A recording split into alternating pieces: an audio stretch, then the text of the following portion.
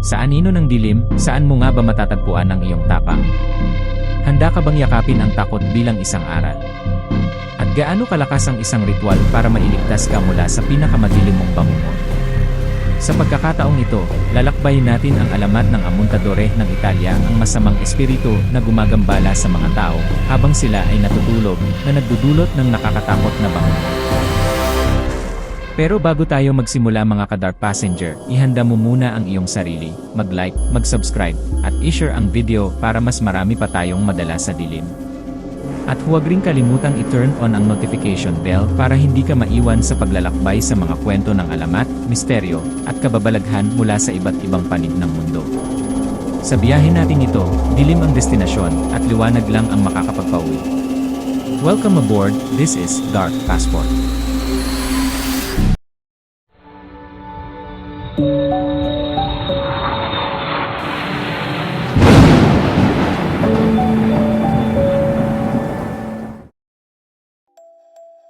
Sa kabundukan ng Sardinia sa Italia, may baryong nakapulupot sa usok ng malamig na hangin, ang Orgosolo, isang lugar na tila hindi tinatablan ng paglipas ng panahon. Ang mga bahay na yari sa bato ay nakahilera sa makikitid na eskinita, at ang bawat dingding ay may mga lumang mural na naglalahad ng kasaysayan at alamat ng mga ninuno. Sa araw, buhay ang baryo sa huni ng mga manok at tawanan ng mga magsasaka. Ngunit pagsapit ng dilim nagbabago ang lahat. Kapag lumubog na ang araw sa likod ng mga bundok ng Supramonte, napapalitan ng kakaibang katahimikan ang ingay ng maghapon. Ang katahimikan ay hindi basta katahimikan, ito'y mabigat, parang bato na nakadagan sa buong baryo. Sa mga sandaling iyon, ang mga matatanda ay nagmamadaling isara ang bintana, isinasarado ang mga kahoy na pinto, at pinapatay ang mga ilaw, na para bang may ayaw silang makitang liwanag mula sa labas.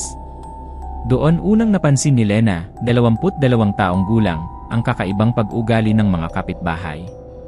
Lagi siyang nagtataka kung bakit tila may takot ang lahat sa gabi, pero tuwing nagtatanong siya, minitian lamang siya ng pilit at sasabihang, "Walang dapat ikabahala, Lena. Normal lang yan dito." Pero alam niya hindi yun normal. Isang gabi, mas maaga pang lumalim ang dilim. Walang buwan, walang bituin, at ang mga aso ng baryo, na dati maingay, ngayon ay tila nakikiramdam lamang. Habang naglalakad si Lena pauwi mula sa bahay ng tiyahin niya, napansin niyang kahit ang hangin ay parang natigil sa paghina. Ang mga dahon ng oliba ay hindi gumagalaw at ang kaluskos na nakasanayan niya tuwing gabi ay naglaho. Pag-uwi niya sa kanilang lumang bahay na may pulang bubong, napansin niyang ang ilaw sa bintana ng kanyang kapitbahay na si Nona Corina ay nakasara na, samantalang kadalasan ay nakabukas iyon hanggang hating gabi. Nagdulot iyon ng malamig na kilabot sa kanyang balat. Pagpasok niya sa bahay, sinindihan niya ang lampara, ngunit ang maliit na apoy nito ay hindi gaanong nakapagbigay liwanag sa paligid, parang ayaw kumalat ng ilaw. Para bang ang dilim sa loob ng bahay ay mas makapal kaysa karaniwan. Umupo siya sa tabi ng bintana at pinagmasdan ang lansangan. Isa-isang namatay ang mga ilaw sa bawat tahanan, parang mga mata ng nagbabantay na dahan-dahang pumipikit. Nang tuluyan ng magdilim ang labas, nakaramdam si Lena ng kakaibang bigat, hindi sa dibdib, kundi sa paligid mismo, na para bang may presensya na hindi niya maintindihan. Sa katahimikan may marahang tunog na umalingaw-ngaw, hindi sigurado si Lena kung ito ba'y hangin o mahinang yabag. Hindi ito mula sa pinto, hindi rin sa bubong, tila nagmumula ito sa kalsada, ngunit napakagaan, parang yapak ng bata. Yumuko siya upang makita sa ibaba, ngunit wala siyang makita, maliban sa kumakaway na anino ng punong oliba. Pinilit niyang isipin na pagod lamang siya, o baka may batang naglalaro ng huli bago pa uwiin ng magulang. Ngunit bakit ganito kahating gabi ang oras? At bakit parang napakalakas ng yabag para marinig, pero napakahina para makita ang pinanggagalingan? Paglipas ng ilang minuto, tumigil ang tunog. Ngunit ang bigat sa paligid ay hindi nawala. Sa halip, lalo itong bumigat, para bang may dumaan, at nakatingin, kahit wala siyang nakikita. Tumayo si Lena at isinara ang bintana. Inilok niya ito, kahit hindi naman niya yon ginagawa sa mga nakaraang gabi. Biglang umihip ang malamig na hangin, na parang humahaplos sa kanyang bahatok. Napatingin siya sa likod niya, wala naman. Ngunit sa salamin na nakasabit sa dingding, may maliit siyang napansin. Isang anino, hindi kanya, hindi rin galing sa lampara. Nakatayo sa likod niya. Mabilis niya itong nilingon, ngunit wala doon. Nang muling bumalik ang kanyang tingin sa salamin, wala na rin. Kinabahan man, hindi siya nagpahalata sa sarili. Humiga siya sa kama, pilit na inaalis sa isip ang nakita niyang anyo. Baka pagod lang siya. Baka imahinasyon lang. Ngunit bago tuluyang pumikit ang kanyang mga mata, may huling ungol ng hangin siyang narinig, isang bulong na dumaan sa tabing bintana. Isang boses na halos hindi marinig, ngunit malinaw na malinaw ang sinabi. Nakikita kita. At sa unang pagkakataon, naramdaman ni Lena na hindi siya nag-iisa sa gabing iyon.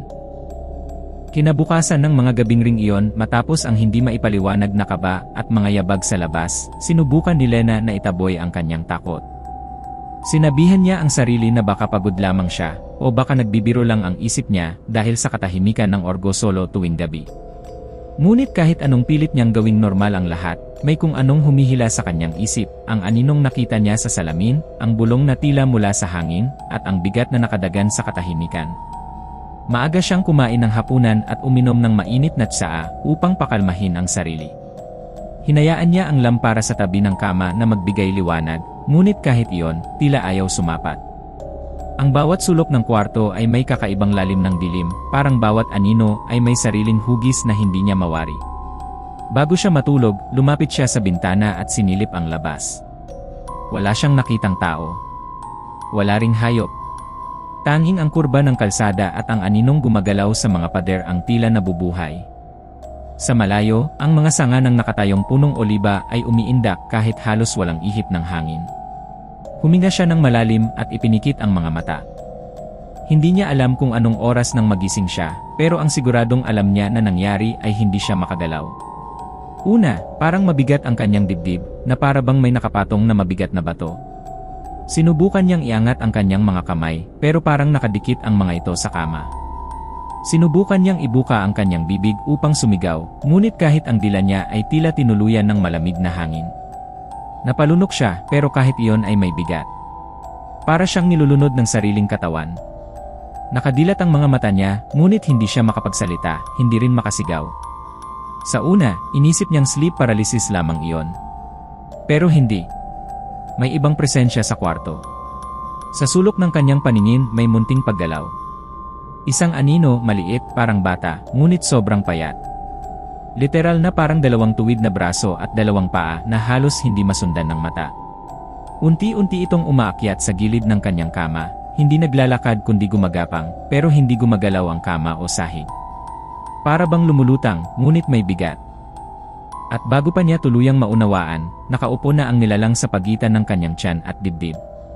Maliwanag ang lampara sa tabi niya, pero ang nilalang ay hindi nasisinagan. Para itong ginupit mula sa mismong dilim, purong itim, walang mukha, walang balat, pero ramdam niya ang timbang nito. Hindi iyon imahinasyon, may presyong pumipigil sa kanyang dibdib. Humigop siya ng hangin, ngunit kaunti lang ang pumapasok. Parang may kumukuha, unti-unting kinukuha ang hininga mula sa kanyang baga. Hindi siya makasigaw, ngunit ang puso niya ay naggangalit sa takot. Sa katahimikan ng gabi, nakarinig siya ng tunog. Hindi ito tunog na galing sa tao. Hindi rin galing sa hayop. Isa itong mahina, mabagal na paghinga mula mismo sa nilalang na nakaupo sa kanya. Para itong paghinga ng taong nanlalamig, pagod, at gutom sa hininga. Sa buong pananahimik, narinig niya ang isang bulong na tila lumabas mula sa anino. Sa wakas. Gusto niyang isigaw ang pangalan ni Nona Corina, o kahit sino sa mga kapitbahay, ngunit walang lumalabas na tunog o boses mula sa kanyang bibig. Nais niyang kumawala, pero tila nagiging bahagi siya ng kama, hindi na niya makuha ang kontrol sa kanyang mga braso o binti. Tanging ang kanyang mga mata lamang ang malaya, lumuluha, ngunit nakatitig sa hugis ng nilalang na hindi man lang kumikilos, ngunit patuloy na pinaliliit ang kanyang hininga. Hanggang sa biglang bumilis ang pag-ikot ng lampara, parang nanghina ang apoy at biglang lumakas ulit. Ang silid ay kumislap ng liwanag, at sa mismong kisap na yon, nawala ang nilalang. Naibalik niya ang kontrol sa katawan niya ng dahan-dahan, at ang unang ginawa niya ay umupo at huminga ng malalim, halos hindi na makahabol sa paghinga. Napahawak siya sa kanyang dibdib. Ramdam niya ang lamig at ang bigat na tila nanatili kahit wala na ang nilalang. Bumangon siya at tumayo, nanginginig ang tuhod.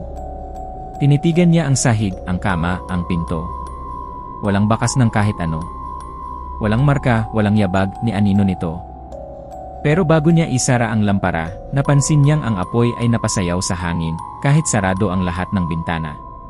Parang may bagay o hangin na dumaan. Sa katahimikan narinig niyang muli ang marahang tunog.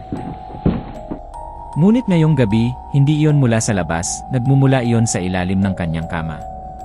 Kinabukasan, nagising si Lena na pagod ang buong katawan, parang hindi siya nakatulog kahit isang oras. Masakit ang dibdib niya, at sa salamin ay mapapansin ang bahagyang pamumula sa gitna ng kanyang tadyang, hindi marka, pero parang pinisan ng malamig na kamay. Matagal siyang nakatitig sa sarili, sinusubukang kumbinsihin ang sarili na bangungot lamang ang nangyari kagabi.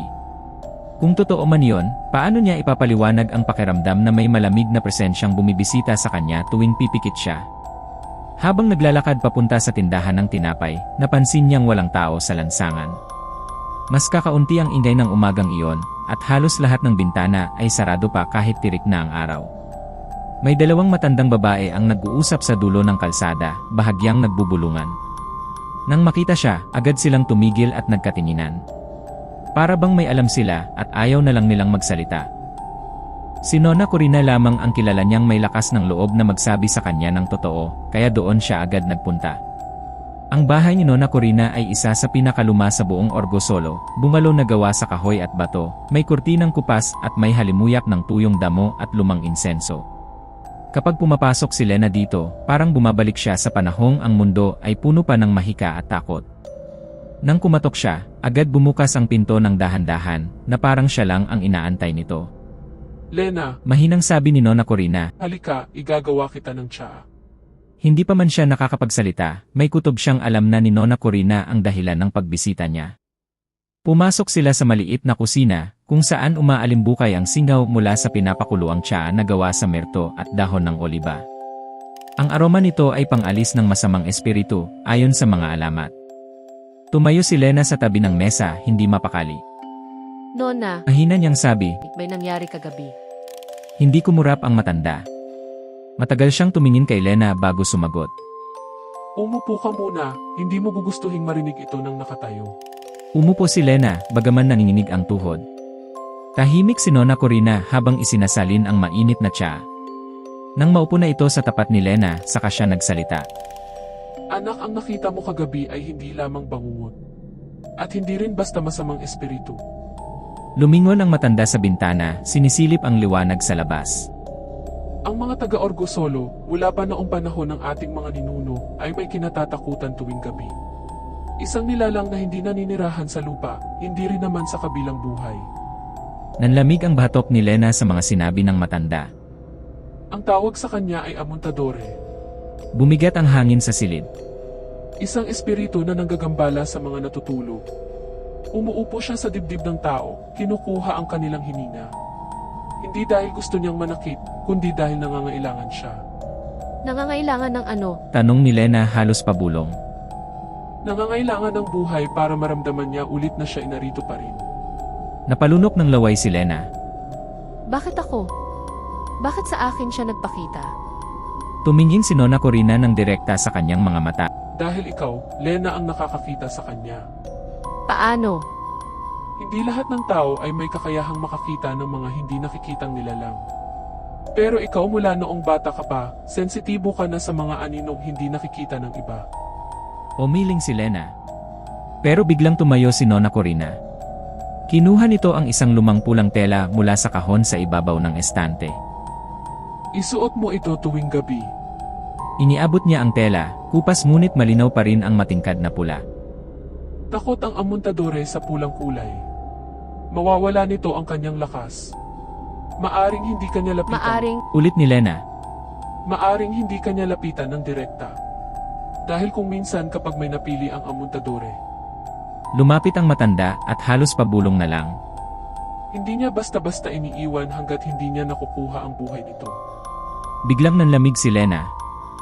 Nang lumabas siya sa bahay ni Nona Corina, napansin niyang may 3 kapitbahay na nakatingin sa kanya mula sa kabilang kalsada. Nang magtama ang kanilang mga mata, agad silang umiba ng tingin. Para bang ayaw nilang makialam. Para bang alam nila kung ano ang nangyari. Para bang inaantay nilang mangyari ulit. At sa pagdaan ni Lena sa gitna ng baryo, isang tanong ang sumisigaw sa kanyang isipan. Kung alam nilang totoo ang amuntadore, bakit walang nagsabi? Ngunit ang mas nakakatakot kaysa sa katahimikan ng mga tao ay ang isang bagay na napansin niya pag-uwi. Sa mismong pintuan ng bahay niya, may 3 maliliit na marka, parang yapak ng bata, na hindi niya nakita kahapon. Pagpasok niya ng bahay, hindi siya mapakali. Tila mas mabigat ang hangin kaysa kahapon. Parang may nag-aantay, nakatago sa mismong dingding, sa anino sa sahig, sa pagitan ng bawat hinga niya. Inilabas niya ang pulang tela at ibinalabal niya ito sa leeg, inilaso, parang proteksyon, laban sa hindi nakikitang kaaway. Pero kahit naroon ang tela, hindi niya maiwasan ang pakiramdam na may mga matang nakatingin sa kanya mula sa likod ng bawat sulok. Tumigil siya sa tapat ng salamin. Pinagmasdan ang sarili, maputla, namumugto ang mata at nilalamig. Hindi ako dapat matakot. Bulong niya. Hindi ako dapat mabaliw. Ngunit nang hawakan niya ang sariling dibdib, ramdam pa rin niya ang bigat ng presensyang dumagan doon kagabi, parang naiwan ang marka ng anino. Kinabukasan nang sumapit ang gabi, maaga niyang isinara ang lahat ng bintana.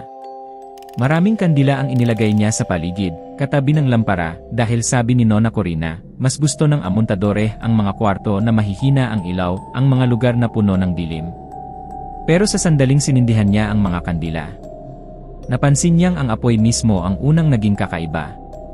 Imbes na kumalma, parang nanginginig ang apoy ng kandila. Tumataas, lumiliit, umiikot na parang may hangin, pero walang kahit konting ihip sa loob ng bahay. Parang may dumadaan sa ibabaw nito. Parang may humihipo. Napaatras siya bahagya.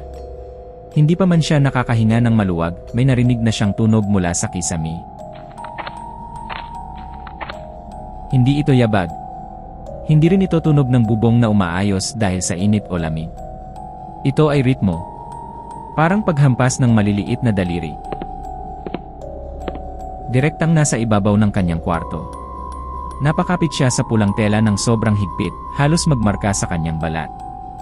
Pagbalik niya sa kanyang kwarto, napansin niyang ang paligid ay tila mas madilim kaysa kanina. Kahit maraming kandila, may mga parte ng kisame at sulok na hindi tinatamaan ng liwanag, parang may aninong kumakain sa apoy. Ang bawat segundo ay mas mabagal. Mas mabigat, mas lumalakas ang bawat tibok ng puso. Inilapag niya ang isang maliit na kampanilya sa tabi ng kama, huling payo ni Nona Corina. Kapag naramdaman mong hindi ka makahinga, patunugin mo ito.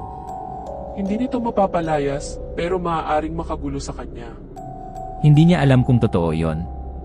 Pero ngayon, kakapit siya kahit sa anong pag-asa. Humiga siya, nakaharap sa pinto at pilit na pinipigil ang panginginig ng kamay. Matagal bago siya dinalaw ng antok. At nang dahan-dahang sumara ang kanyang mga mata, muling nagbago ang temperatura ng kwarto. Naging malamig, sobrang lamig, hindi pa siya tulog nang maramdaman niya ito. Hindi na ito kasing bigat ng kagabi, ngayon mas banayad, mas dahan-dahan. Parang paggapang ng isang bata sa kama, isang mabagal na paglapit. Nang dumilat siya, may isang malaking anino sa sahig. Hindi ito bata. Hindi rin tao.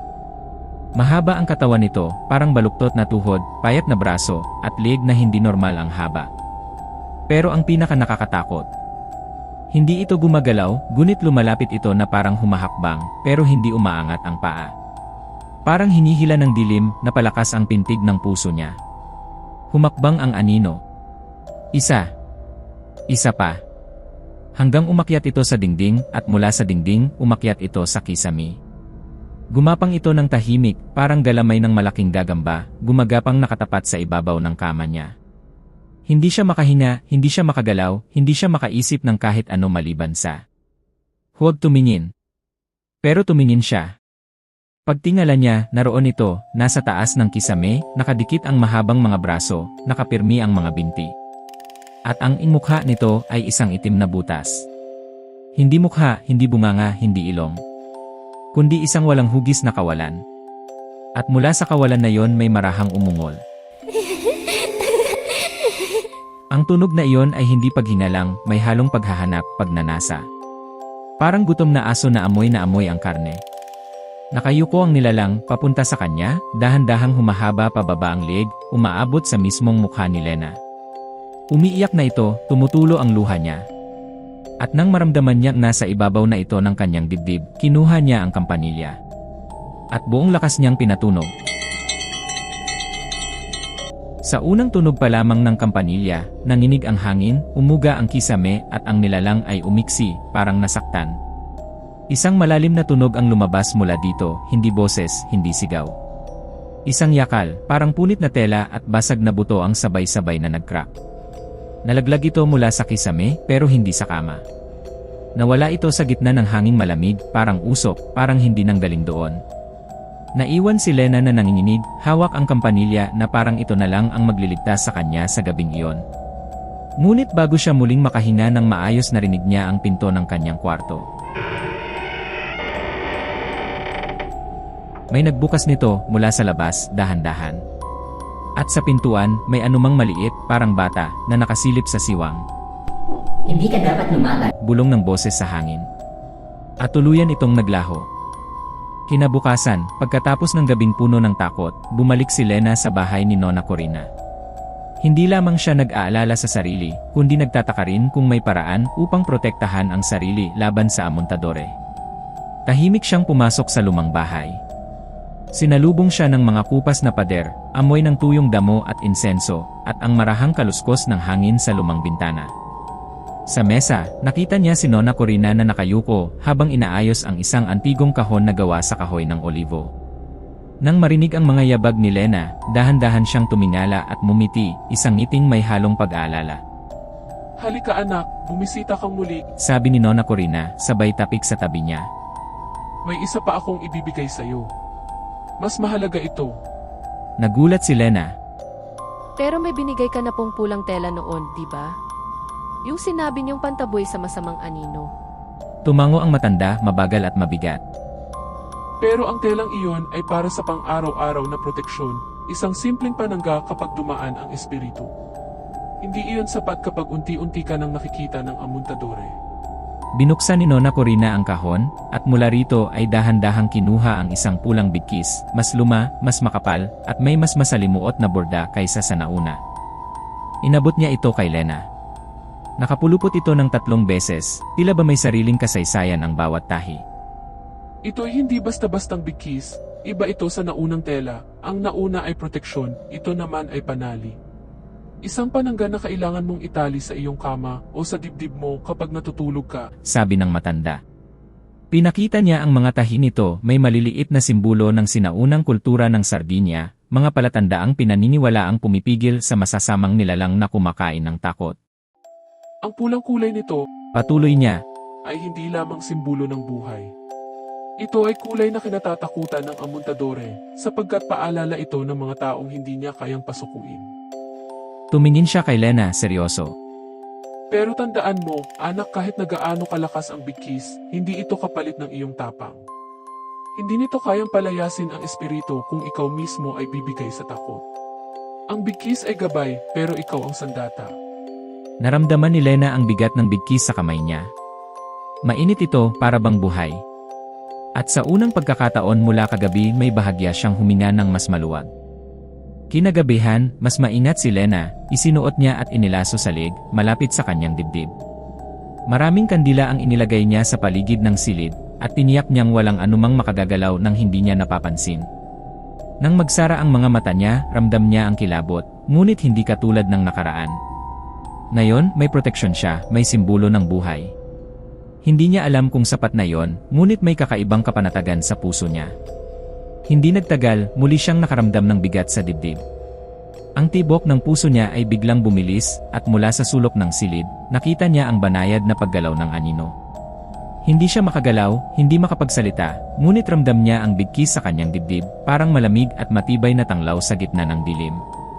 Dahan-dahan, ang anino ay lumapit sa kanya, hakbang-hakbang, tahimik, tila sinusuri ang pulang tela na nakalapat sa kanya.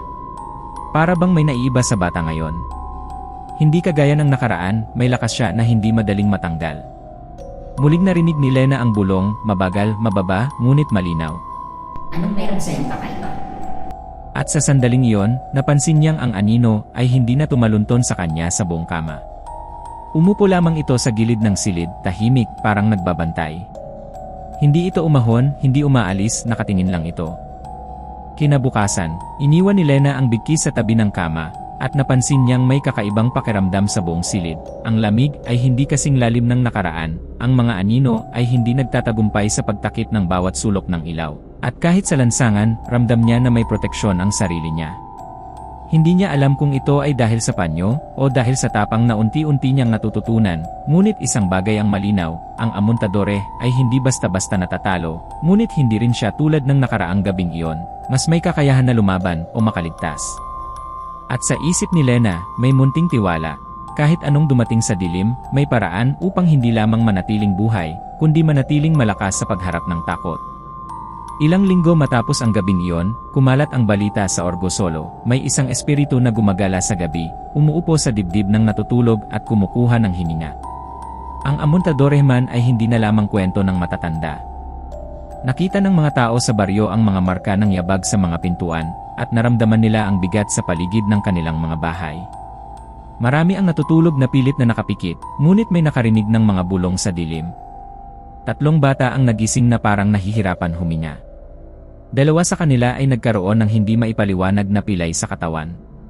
Ang mga matatanda ay nagtipon sa gitna ng plaza, nagbabahagi ng mga payo, kandila sa bawat sulok, pulang tela sa pintuan, at bulong ng dasal bago matulog. Ngunit kahit ganoon, may mga bata at matatanda pa rin ang napinsala, pinilit ng Amontadore na subukin ang tapang ng bawat isa. Si Lena, dala ang bigkis ni Nona Corina, ay naging sentro ng atensyon. Nakita ng mga tao na hindi siya gaanong natatakot, at nagsimula silang humingi ng payo sa kanya, kung paano mapapanatili ang proteksyon laban sa espiritu. Isang araw, napadpad sina Lena at Taddeo sa lumang silid aklatan ng baryo, at natagpuan ang isang lumang talaan. Si Taddeo ay isang tahimik at matalinong binata na may hilig sa lumang wika at alamat. Sila'y nagkakilala sa isang archaeological dig site 2 taon na ang nakalipas. Naging magkaibigan sila dahil sa kanilang pagkahumaling sa mga sikreto ng kasaysayan. Ayon sa talaan, ang Amontadore ay ang espiritu ng isang batang namatay sa takot.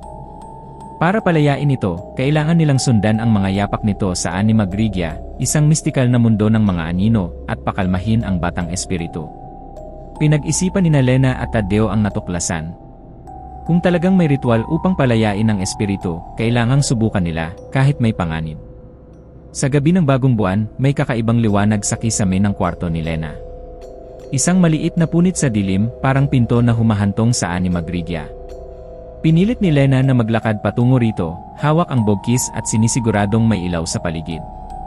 Si Taddeo ay nanatili sa mundo ng buhay, nagbantay sa katawan ni Lena habang siya ay tumawid sa portal. Ang mundo sa loob ng Anima Grigia ay malabo, kulay abo at pula, parang lumang sardinya, ngunit walang tunog. Ang mga pader ng baryo ay umiikot, at ang mga puno at bato ay nagkikislapan ng malamig na liwanag. Sa loob ng Anima Grigia, nakita ni Lena ang espiritu, isang batang payat at baluktot ang mga paa, ay nakaupo, tila inukit, sa ibabaw ng isang lumang batong binabalutan ng lumot. Ang himpapawid ay malalim na walang hangin, walang tinig. Maging ang sarili niyang paghinga ay tila nilulo ng katahimikan, ngunit ramdam niya ang bigat at lamig ng presensya sa paligid. Hindi ito anyo ng halimaw, ngunit may matinding lungkot at nagbabagang galit ang bumabalot dito. Ang Amontadore ay dahan-dahang tumingin kay Lena, at sa sandaling iyon, naramdaman niya ang desperadong paghahanap nito ng hininga, isang kakulangan na hindi maipaliwanag. Tinitigan niya ang walang mukhang espiritu. Sa gitna ng katahimikan, bumulong si Lena sa sarili, tila isang sumpa o pangako. Hindi ka na mag-iisa, narito na ako. Unti-unti, ang matinding presensya ng bata ay nagpakita ng lamat, ang pinong takot na nababalutan ng galit ay tila naghahanap din ng kakampi, hindi lamang biktima. Habang gabi ng bagong buwan, muling lumapit si Lena sa maliit na pinto patungo sa Anima Grigia. Hawak niya ang bigkis na bigay ni Nona Corina, isang kandila, at ang matibay na tapang na unti-unti niyang nakukuha mula sa nakaraang karanasan. Sa sandaling pumasok siya, tila nabalot ang mundo ng katahimikan. Ang hangin ay hindi umuusad, at ang liwanag mula sa kanyang kandila ay nagkikislap sa mga anino ng mga lumang bahay at bato. Ang mga pader ng baryo ay tila nabuo sa kulay abo at malalamig na kulay pula, at ang hangin ay may malamyos na bulong ng mga nakalipas na taon. Sa dulo ng kalsada, nakita niya ang batang espiritu, nakaupo sa lumang bato, baluktot at payat, ngunit may halatang lungkot sa presensya nito. Ang amuntador ay hindi kumikilos, ngunit ang presensya nito ay sapat na upang maramdaman ang bigat sa dibdib ni Lena. Muling naisip niya ang mga sinabi ni Nona Corina.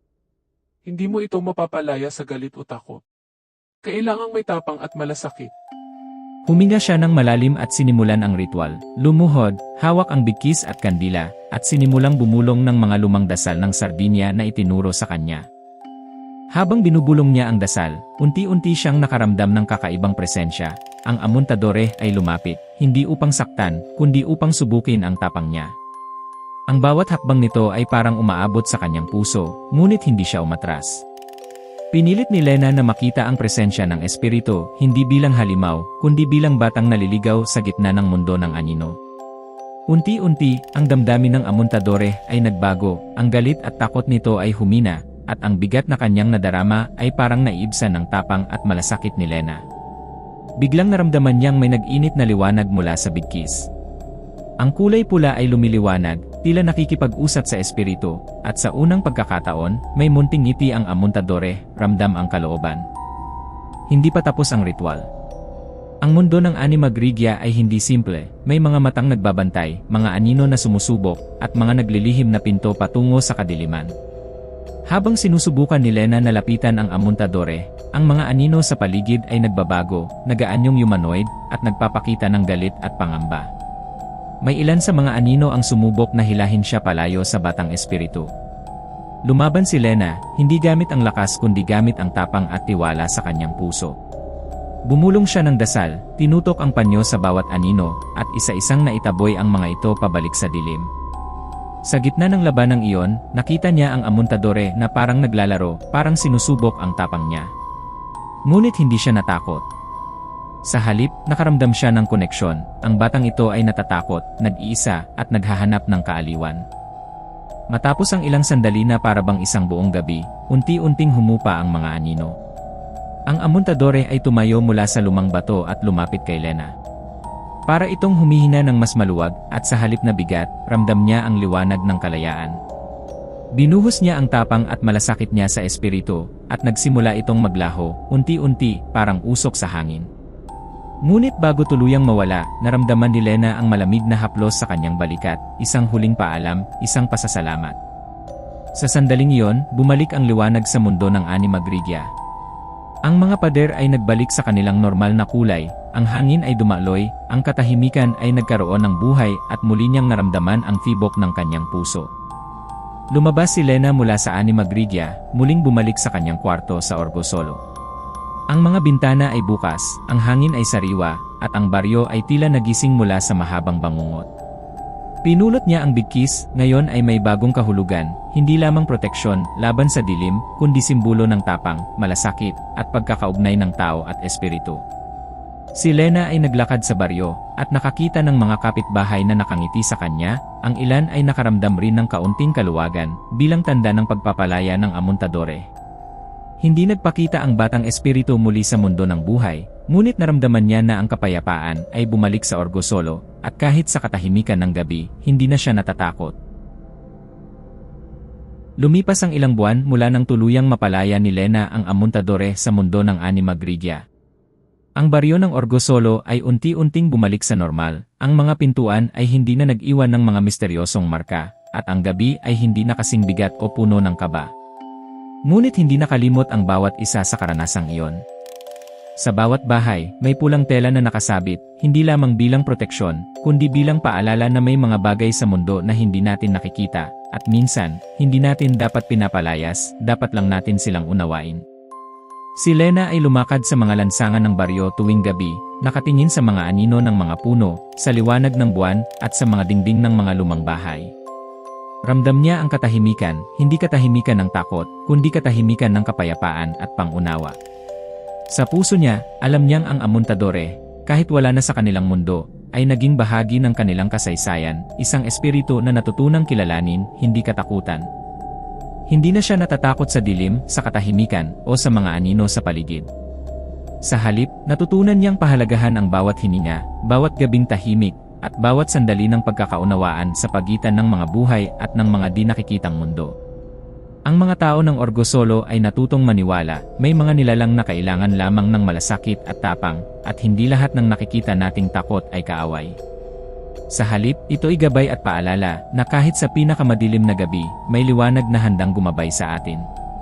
At sa bawat gabi na tatahimik ang baryo, si Lena ay nakangiti, hawak ang pulang bigkis at alam niya na ang katahimikan ng Orgosolo ay hindi lamang katahimikan ng gabi kundi katahimikan ng puso at kaluluwa, na puno ng tapang, malasakit, at pangunawa. Ang kwento ng Amontadore ay nagtuturo sa atin na ang takot ay hindi palaging kaaway kundi isang aral na nagbibigay babala at gabay sa ating buhay. Sa halip na umiwas o matras sa mga bagay na nakakatakot o hindi natin lubos na nauunawaan, mas mahalagang harapin ang takot ng may tapang at malasakit, dahil dito natin natutuklasan ang tunay na lakas at kakayahan ng ating puso.